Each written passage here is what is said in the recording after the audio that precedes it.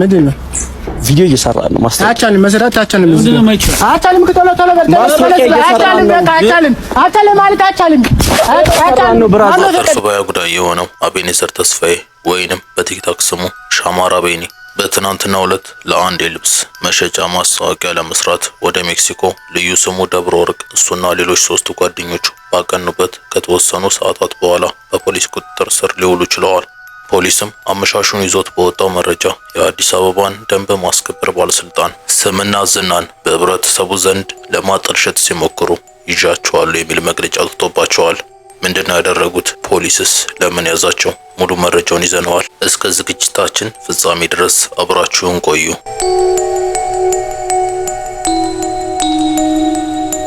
የህንድ ፊልሞች መች እንደሱ የፍቅር ታሪክን ይሰራሉ የተባለለት የአፍሪካው ሻሩክ ካን ወይንም ሻማር አቤኔ በመታወቂያ ስሙ ደግሞ አቤኔዘር ተስፋዬ ምክንያቱ ግልጽ ባልሆነ ነገር በትናንትናው ዕለት ከመኖሪያ ቤቱ ጓደኞቹን ጨምሮ በፖሊስ ቁጥጥር ስር ሊውሉ ችለዋል።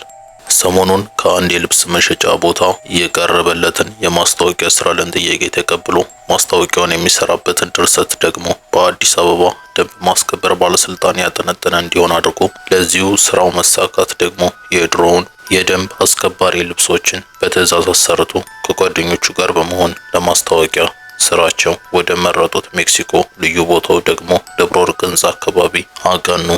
በዛም እንደደረሱ ለማስታወቂያ ስራው ይሆናሉ ያላቸውን 2 ጓደኞቹን ያዘጋጁትን የደንብ ልብስ እንዲለብሱ በማስደረግ እሱና ቀሪ ሌላኛው ጓደኛ ደግሞ ከእይታ ሰወር ባለ አካባቢ እውነቱን በካሜራቸው ለማስቀረት ቦታቸውን ይዘው መከታተል ይጀምራሉ።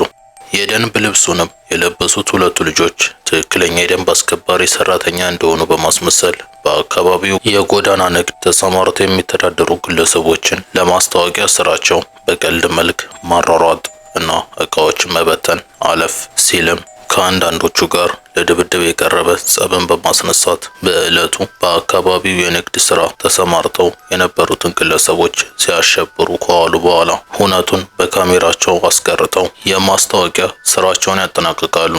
ይህን ስራቸውንም ከ1.7 ሚሊዮን በላይ ተከታይ ባለው ሻማር አቤኔ በተሰኘ የቲክቶክ ገጽ ባጋሩ ከተወሰኑ ቀናቶች በኋላ በአዲስ አበባ ደንቦች ቅሬታ አቅራቢነት ምክንያት በትናንትናው ዕለት በፖሊስ ቁጥጥር ስር ሊውሉ ችለዋል።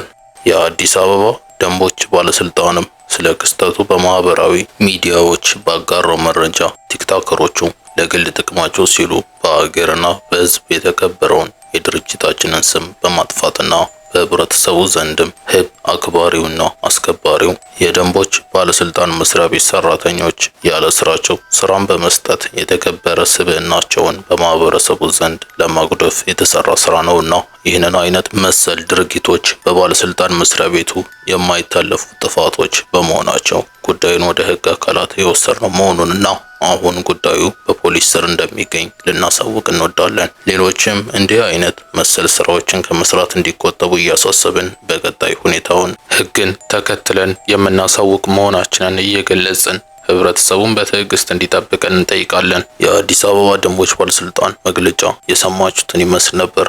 የአዲስ አበባ ፖሊስ ኮሚሽንም ማምሻውን ተመሳሳይ ይዘት ያለውን መግለጫ አውጥቷል። እሱንም እንደሚከተለው እናስደምጣችሁ።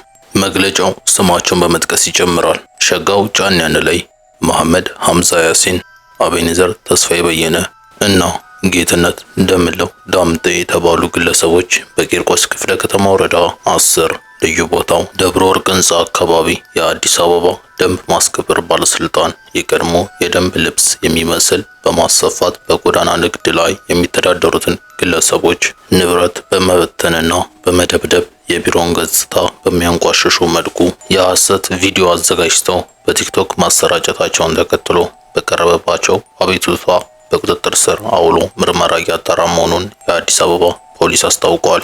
ግለሰቦቹ በተቋሙና በሰራተኞቹ ላይ እንዲሁም በህዝብ ዘንድ አሉታዊ ስሜት እንዲፈጠር አስበው የተቋሙን የቀድሞ ልብስ የሚመስል አዘጋጅተው ድርጊቱን መፈጸማቸው ፖሊስ አስታውቋል። የፈጸሙት ድርጊት በህግ የሚያስጠይቅ በመሆኑ በቁጥጥር ስር መዋላቸውንም ፖሊስ ጨምሮ ገልጿል።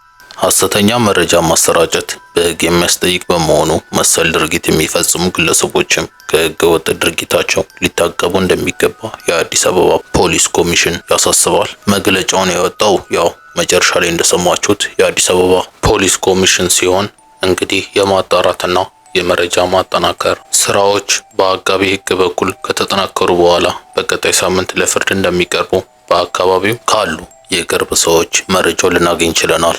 ደንቦች በውስጣቸው ያለባቸውን ችግር ተነጋግረው ከመፍታት እና ከመቅረፍ ይልቅ በቅርብ ጊዜ የቲክቶክ ማህበራዊ ገጽን በመቀላቀል ብዙ ተከታዮችና አድናቂዎችን ማፍራት የቻለን አንድን ወጣት ግለሰብ ጓደኞቹን ጨምሮ ለምን ስህተት የነገራቸውኝ በሚመስል መልኩ እንዲህ ማድረጋቸው አግባብ አይመስለንም። ለሻማር አቤኒና ጓደኞቹ መልካም ሁሉ እየተመኘን የዛሬ ፕሮግራማችንን በዚሁ እንቋጫለን። በቀጣይ በሌሎች ስራዎች እስከምንገናኝ ድረስ ቸር ይቆዩን። ጸልይልኝ። እሺ እሺ።